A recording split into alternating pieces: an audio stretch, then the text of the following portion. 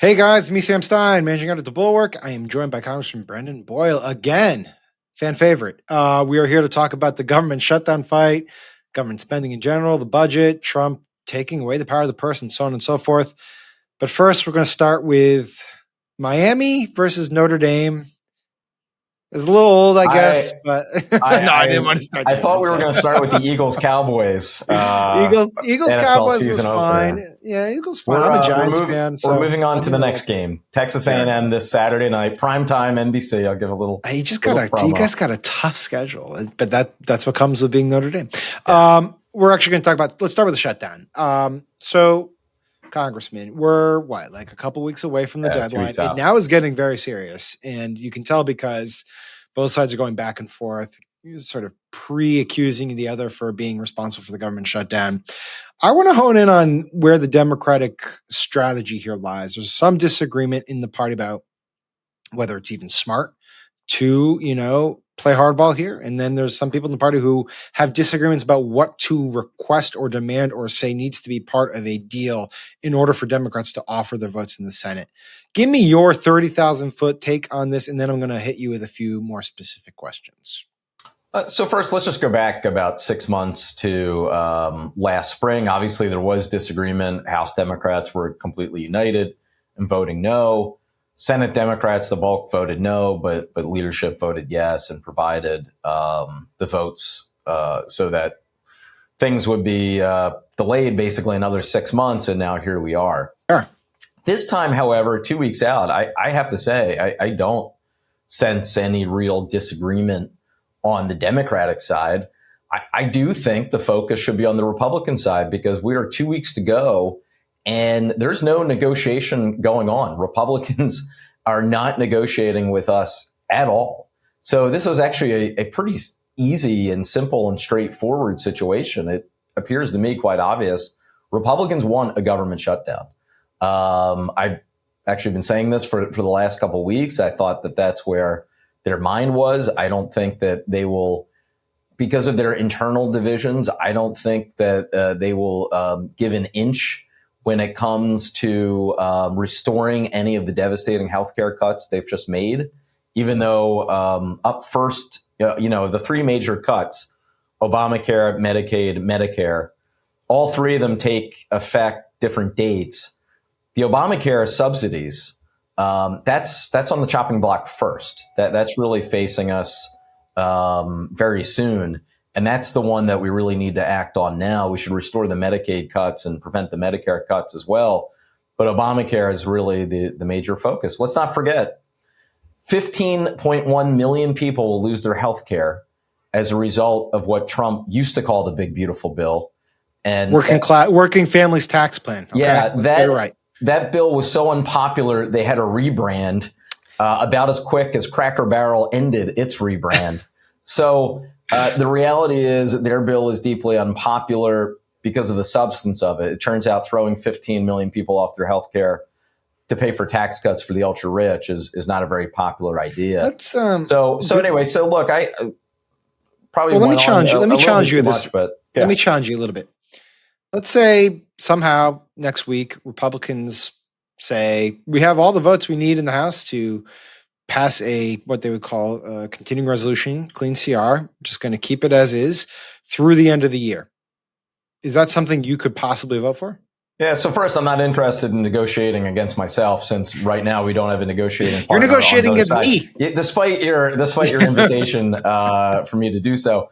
But the second thing is I would direct you to an op-ed written in a very prestigious publication called The Bulwark a few weeks ago, in which I pointed out the rather absurdity of this situation when it comes to rescissions. Right. So imagine a scenario in which we Democrats actually have Republicans who want to negotiate with us, which right now is not the case. But imagine they would want to negotiate with us, and we reach an agreement on a Monday, and we're getting X, they're getting Y, we provide the votes. And then the very next day on Tuesday, the White House says, thank you very much for your votes. We're keeping the things we wanted in the bill, and all those priorities that you just negotiated for, we're rescinding them. That's what this White House has been doing. How in the world? That's a very valid case for insisting that any deal have language that says rescissions, future rescissions with respect to this law are invalid. Is that a red line for you? I think that is an absolute must. This is a perfect segue. Let's talk about it. I introduced legislation in the last 24 hours, along with every single Democrat on the House Budget Committee, which I serve, obviously, as ranking member. So all of us united on the Democratic side jointly introduced a piece of legislation called the Congressional Power of the Purse Act. And it reforms the original 1974 act that created this rescissions process in the first place. It makes it far more difficult for any executive, not just this one, to rescind what Congress has already passed and was signed into law. Congress has the power of the purse. That's clearly in the Constitution. What my legislation does is basically it provides more tools to enforce that. Right. So when I mentioned early on that there are some divisions with the Democratic Party, the divisions are primarily over what to say must be included in this bill. You make a very valid case, I would say, that rescissions needs to be addressed in the bill, and maybe it's your act that gets tacked on. Others are saying, well, you got to undo the Medicaid cuts that are part of the working families, no, the big, beautiful bill. And then the biggest prize, as you mentioned, is the expiring Obamacare subsidies, which are ending at the end of the year. But we're going to already start seeing some sticker shock from insurers because they have to prepare for the possibility that they are expiring. My sense, and tell me if I'm wrong, is that the party really is focused on that last one, the Obamacare subsidies, for the reasons you articulated, which is that's the first cliff to really hit. Is that a right read that that is like sort of where the party is primarily focused at this given time? Well, let me speak for myself, and then you can decide how representative I am or may not be of the House Democratic Caucus. I would just put it generally by saying healthcare. And then you have those three major buckets that I talked about: Obamacare, Medicaid, and Medicare. It's not necessarily, I don't want anyone to get a false impression here. It's not necessarily that Democrats are ranking them in some sort of order. It is because of what I spoke to moments ago, that the dates when the cuts take effect differ. And it just so happens that Obamacare is impacted first. Medicare, by the way, when I say Obamacare is happening first, it's not like the Medicare cuts are happening, years away. They start January 1. Right. So they're literally just a few months away. Those will be cuts to providers. 4% cut, you're talking about $500 billion over 10 years. I still don't think people are talking about this enough. The big, beautiful bullshit bill is the biggest cut to Medicare in American history, in addition to being the biggest cut to Medicaid in American history. So no wonder it's so unpopular. And then, of course, finally, after the Obamacare cuts taking place within weeks, Medicare cuts starting January 1, then finally you have the Medicaid cuts that Republicans decided to wait, most cynically, until a few weeks after the November 2026 election. They take effect December 2026. So, yeah, the bucket of healthcare is basically the prize here. You mentioned it, or you alluded to it. 6 months ago, there was obvious disagreements in terms of strategy between the House and the Senate.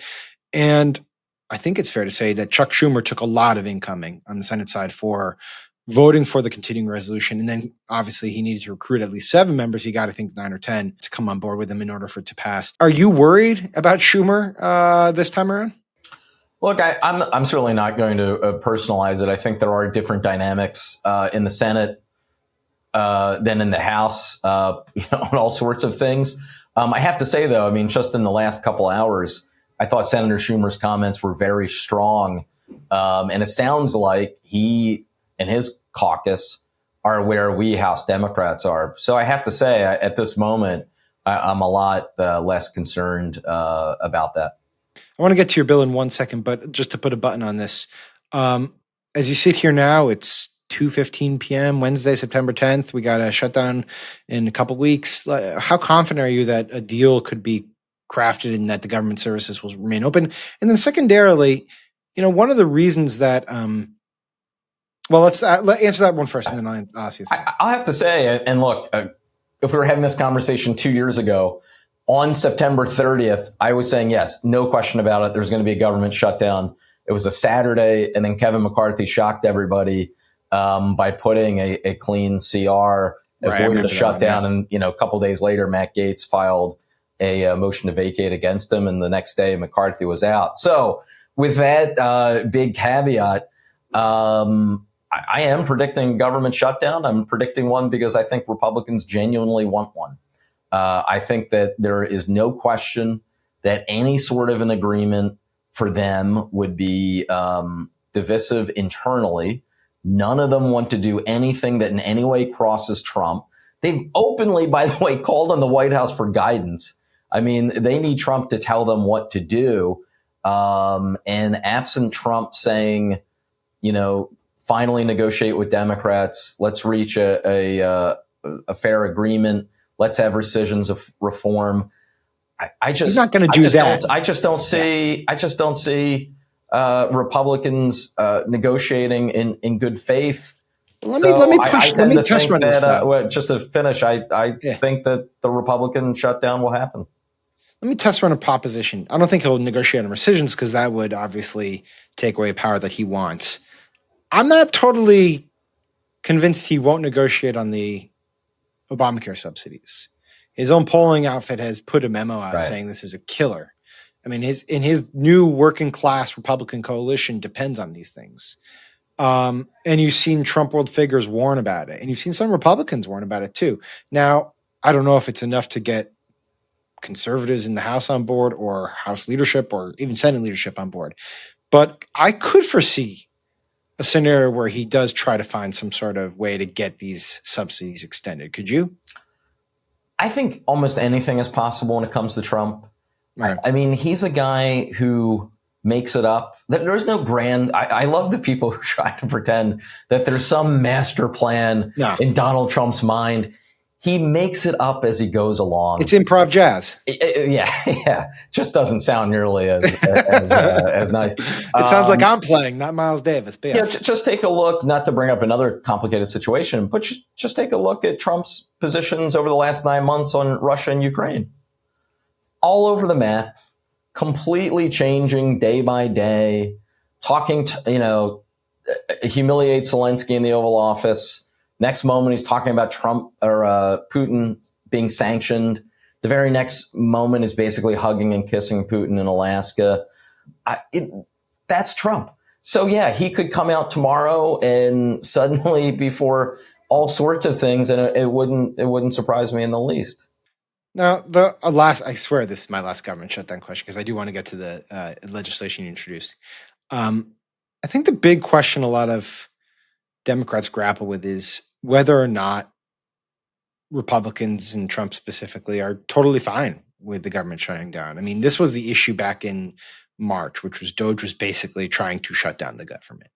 And the question was, well, if that's what they want, why would we give it to them, right? Isn't it worse to basically allow them to just usurp whatever powers they want because they'll say it's an emergency power authority and everything else gets shut down? Is that not a concern this go around? Is that just less of a concern this go around? No, I think that is a legitimate concern, but we have to stop pretending like any of this is normal. I'm someone who's not going to cast a vote out of fear. I think that you tend to make, personally even, I think that when you make decisions out of fear, you tend to make mistakes. So I'm not going to be, while that is a legitimate concern and I don't dismiss it, I'm not going to let that, govern the decisions I make and the actions I take. All right, let's go to your legislation. Between the last time we talked and the piece you wrote for us and now, I think the big development was this pocket rescissions. And I think for those who are not, basically 99% of the people who have no clue what the hell we're talking about, a week ago, 2 weeks ago, the administration rescinded almost $5 billion in foreign aid. And they did it in a way that came close enough to the lapse of funding that we're talking about, that it would be impossible, if not unlikely, strongly unlikely, that Congress could even vote on it, whether they agreed with it. This seems to everyone like highly legal. And then yet yesterday, Supreme Court Justice John Roberts upheld it, at least temporarily. What is, first of all, I kind of want to get your reaction to Roberts and the Supreme Court doing that. And we'll start there. And then secondarily, after that, let's talk about what your legislation would do to prevent something like that from happening again. Well, first, absolutely nothing the Supreme Court does surprises me. They have given green light after green light to Donald Trump to do whatever the hell he wants. I have always thought it was fantasy that the 9 people occupy the Supreme Court are somehow above politics. I have always just, the legal scholars who genuinely believe that, frankly, I've always just thought were tremendously naive. The wake-up call for me on that was the Bush versus Gore decision 25 years ago, 5-4 decision in which all 9 justices voted in that decision exactly the same way they voted in the privacy of the voting booth. And I think everything the Supreme Court has done for Trump is further evidence of what I'm speaking about. Now, in terms of rescissions, impoundment, obviously you're just covering this because it's huge clickbait. You know, this is going to get so You'd be shocked. Ratings through the roof. So let me try to explain this in normal language that we can understand. Sure. Rescissions, kind of like what I talked about earlier. Rescissions are basically rescinding money that was already appropriated by Congress. So a bill is signed into law, passed by Congress, House and Senate, signed by the president, and then an executive, the president, after the fact, takes back the money unilaterally. Well, guess what? The courts have, not this court, but previous court decisions have ruled this is patently illegal. Nixon tried it. That's when this became first a controversy. And in 1974, a piece of legislation was passed, the Budget and Impoundment Control Act, which really dictates basically everything about the appropriations process today, including a process for rescissions that any time the executive branch would rescind money that was already appropriated by Congress, Congress would have to vote within 45 days to approve that. Otherwise, the rescission is blocked. Right. Pocket rescission is very simply the executive wisely and shrewdly figures out, hey, let me run out the clock and let me do this in less than 45 days, therefore avoiding a congressional vote. So, well, in theory, Congress could vote. Oh, Congress could, right. A Democratic, Congress. Yeah. Sorry, but in this Congress. Case, this Congress. The thing is, Speaker Johnson and the Republican majority would have no choice but to vote per the 1974 Act. But the way to get around that is doing the rescission within 45 days of the September 30th deadline. So the Congressional Power of the Purse Act that, again, I introduced just in the last 24 hours, along with every one of my fellow Democratic colleagues on the Budget Committee, it eliminates the executive's ability to do that. It creates a lot more tools to ensure that we don't have a situation which we have had over the last 9 months in which a president is acting as if he's the one and only supreme branch of government, where he's taking away the power of the purse from Congress. Well, we'll see if that makes it into the government funding bill. I'm not totally optimistic it will, but it makes a lot of sense. I've said on a personal and professional capacity, it's very hard to imagine that you can agree to a deal when looming over it is the possibility that it'll just get reneged on. So, Congressman Brendan Boyle, thank you so much for joining us. We root for your Irish, I suppose, this coming Saturday. I appreciate. I welcome that. I mean, it's got. I don't root for the Eagles. I will never, ever. You stole Saquon from me. I can. Never, I was just going to say it's got to be easier for you to root for the Fighting Irish than for any Philly sports team. So, it is. It is. All right, man. Take care. Appreciate it. All right. Thank you.